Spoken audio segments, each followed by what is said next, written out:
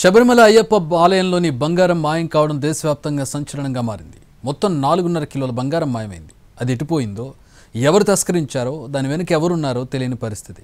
Kerala high court ఆదేశాలతో special investigation team దర్యాప్తు సాగిస్తోంది. మరోవైపు ట్రావెన్కోర్ దేవస్వం బోర్డుకు కేరళ సీఎం పినరయి విజయన్ ఇప్పటికే క్లీన్ చిట్ ఇచ్చారు. అయ్యప్ప క్షేత్రంలో అపచారం జరిగింది.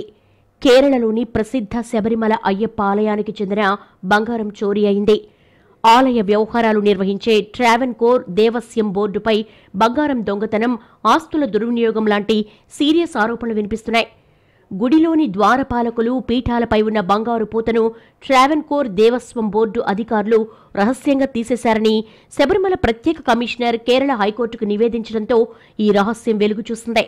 సెప్టెంబర్ 7న మరమ్మతుల కోసం చెన్నైకి పంపినట్లు ఆయన కోర్టుకు తెలిపారు. అయితే 2019లో ఇలాగే మరమ్మతు చేసినప్పుడు కూడా బంగారం బరువులో తేడాలొచ్చాయి. దీంతో కేరళ హైకోర్టు విచారణ మొదలుపెట్టింది. 1.5 కిలోల బంగారం పూతతో తయారైన ప్లేట్లను దేవస్వం బోర్డు రికార్డుల్లో రాగి పలకలను తప్పుగా రాశారు. కానీ 1999లో 1.5 కిలోల బంగారం ఉపయోగించారనే వాస్తవాన్ని బోర్డు దాచిపెట్టింది. శబరిమల సన్నిధానంలోని ముఖ్య భాగాలకు 1998లో విజయ్ మాల్యాకు చెందిన యునైటెడ్ బ్రేవరీస్ గ్రూప్ మొత్తం 30.291 కిలోల బంగారాన్ని స్పాన్సర్ చేసింది. ఇందులో ద్వారపాలకుల క్లాండ్లింగ్కు 1.564 కిలోల బంగారం వాడారు. ద్వారపాలకుల మరమ్మతులు సన్నిధానంలోనే జరగాలని టీడీపీ నిబంధనలు చెప్తోంది. అయినప్పటికీ బెంగళూరుకు చెందిన ఉన్నికృష్ణన్ పొట్టి అనే వ్యక్తికి అప్పగించింది బోర్డు.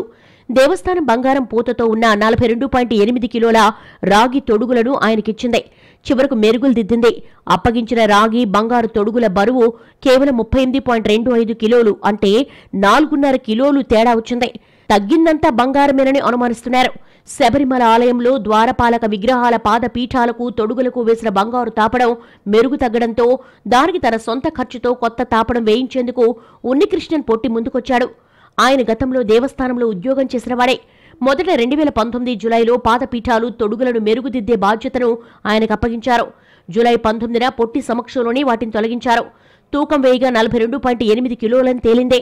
మర్నాడు శబరిమల నుంచి పాదపీఠాలు, విగ్రహ తొడుగులతో కూడిన కంటైనర్ బయలుదేరింది. చెన్నైలో బంగారు తాపడం చేసే సంస్థ స్మార్ట్ క్రియేషన్ వర్క్షాపుకు చేరగానే అక్కడి ఉద్యోగులు తూకం వేయగా 38.25 కిలోలు ఉన్నట్లుగా తేలింది. కంటైనర్లు ఎక్కించినప్పుడు 42.8 కిలోలున్న బంగారం తాపడం ఉన్న రాగి తొడుగులు కిందికి దింపగానే 4.5 కిలోలు ఎలా తగ్గాయన్నదే ప్రశ్న. దీనికి తోడు కంటైనర్ శబరిమల నుంచి చెన్నైలోని వర్క్షాపుకు చేరడానికి 39 రోజులు పట్టింది. జూలై 20న బయలుదేరితే ఆగస్టు 29కి చేరింది. మరి ఆ 39 రోజుల్లో ఏం జరిగింది? 2019లో వస్తువులను అందుకున్న ఉన్నికృష్ణన్ పొట్టి వాటిని మరమ్మత్తు సంస్థకు పంపడానికి ముందే ఒక నెల రోజులు తన వద్దే ఉంచుకుని చెన్నై, బెంగళూరులో నిధుల సేకరణ కార్యక్రమాలు నిర్వహించారు. ఈ కార్యక్రమాల్లో నటుడు జయరాం కూడా పాల్గొన్నారు. 2019లో మరమ్మతు తర్వాత తిరిగొచ్చిన వస్తువుల బరువులో ఏకంగా 4.5 కిలోల బరువు తగ్గింది. కానీ బోర్డు దీన్ని పట్టించుకోలేదు. 2023లోనూ బంగారం పూత మరమ్మతు బాధ్యతను ఉన్నికృష్ణన్కి అప్పగించింది.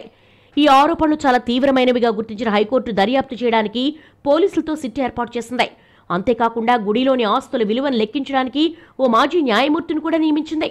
బంగారం తాపడం బరువులో వ్యత్యాసం చోటు చేసుకోవడంపై క్రిమినల్ కేసు నమోదు చేసి దర్యాప్తు జరపాలని సిట్ను కేరళ హైకోర్టు ఆదేశించింది. ఇప్పటివరకు విజిలెన్స్ కమిటీ నిర్వహించిన దర్యాప్తును బట్టి బంగారం తాపడాల విషయంలో అవకతవకలు జరిగినట్లుగా అనిపిస్తోందని వ్యాఖ్యానించింది. ట్రావెన్కోర్ దేవస్వం బోర్డు సుమారు 474.9 గ్రాముల బంగారాన్ని ఉన్నికృష్ణన్ పొట్టికి ఇచ్చినట్లుగా విజిలెన్స్ నివేదికలో తేలింది. అయితే ఉన్నికృష్ణన్ ట్రావెన్కోర్ దేవస్థానంకి ఎంత బంగారం ఇచ్చాడన్న విషయం మాత్రం రికార్డులో లేదని హైకోర్టు గుర్తించింది. ఈ వ్యవహారంపై సమగ్రంగా దర్యాప్తు చేయాలని సిట్ను ఆదేశించింది. 6 వారాల్లోగా నివేదికను సమర్పించాలని, ప్రతి 2 వారాలకు ఒకసారి దర్యాప్తు పురోగతిని తమకు తెలియచేయాలని స్పష్టం చేసిన హైకోర్టు. అయితే ట్రావెన్కోర్ దేవస్వం బోర్డు ఎలాంటి తప్పు చేయలేదని కేరళ ముఖ్యమంత్రి పినరయి విజయన్ స్పష్టం చేశారు.